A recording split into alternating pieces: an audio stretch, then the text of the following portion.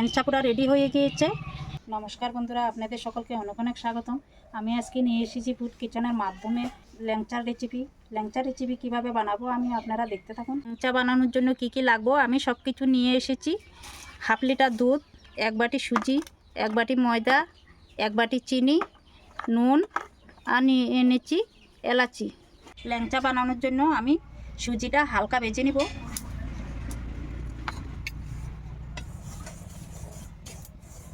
বেশি ভাজবো না, হালকা হালকা বেছে নিব। সুজিটা হালকা ভাজা হয়ে গিয়েছে, এখন আমি নামাইয়ে নেব। ল্যাংচার জন্য দুধ জাল করে নেব।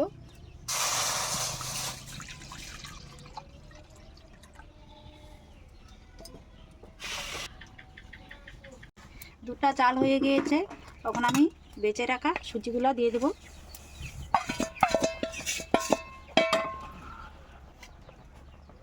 অল্প পরিমাণে নুনও দিয়ে দিব।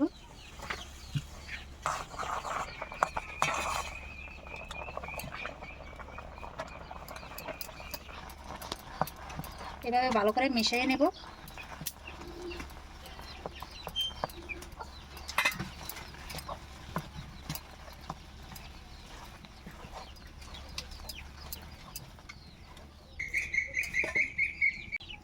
আমার ডোটা পুরো হয়ে গিয়েছে, তখন আমি নামাইয়ে নেব।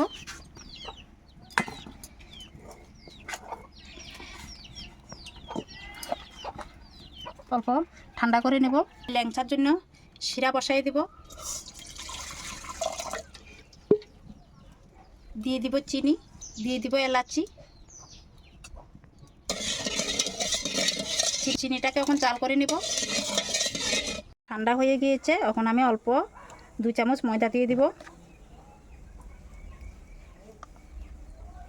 ভালো করে মেখে নেব। আমার ডোটা পুরো রেডি হয়ে গিয়েছে, আমি এখন 5 মিনিটের জন্য ঢেকে দিব। এটাতে আমি এখন না জমবার জন্য অল্প রেগুলার দিয়ে দিব। এটা এখন নামিয়ে নিব। 5 মিনিটের জন্য ঢেকে রেখেছিলাম, তখন আমি সরিয়ে নিব।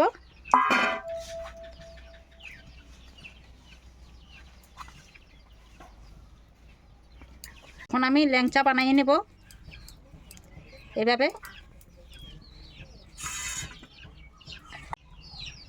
এভাবে আমি সব কয়টা ল্যাংচা বানিয়ে নেব। হাতে না লাগার জন্য অল্প সাদা তেল নিয়েছি আমি।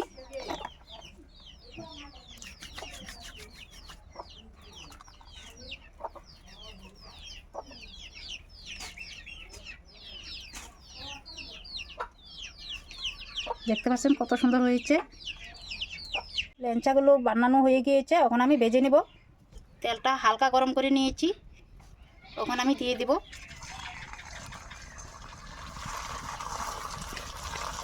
এইভাবে সবকটা দিয়ে ভেজে নেব। ল্যাংচা ভাজা হয়ে গিয়েছে, এখন আমি নামাইয়ে নেব। তেলটা ভালো করে জড়াইয়ে নেব। এখন শিরাতে দিয়ে দেব।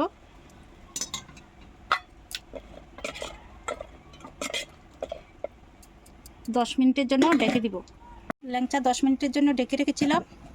10 মিনিট হয়ে গিয়েছে, এখন আমি সরাই নেব।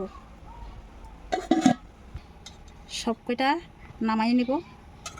ল্যাংচা পুরো রেডি হয়ে গিয়েছে। এভাবে আপনারা ঘরে বানায়া খাবেন, খেতে খুব ভালো লাগে। আমার ল্যাংচার রেসিপিটা কেমন লেগেছে কমেন্ট করে জানাবেন। ভিডিওটা যদি ভালো লাগে থাকে লাইক শেয়ার চ্যানেলটাকে সাবস্ক্রাইব করে দিবেন। ভালো থাকবেন, সুস্থ থাকবেন, দেখা হবে পরের ভিডিওতে।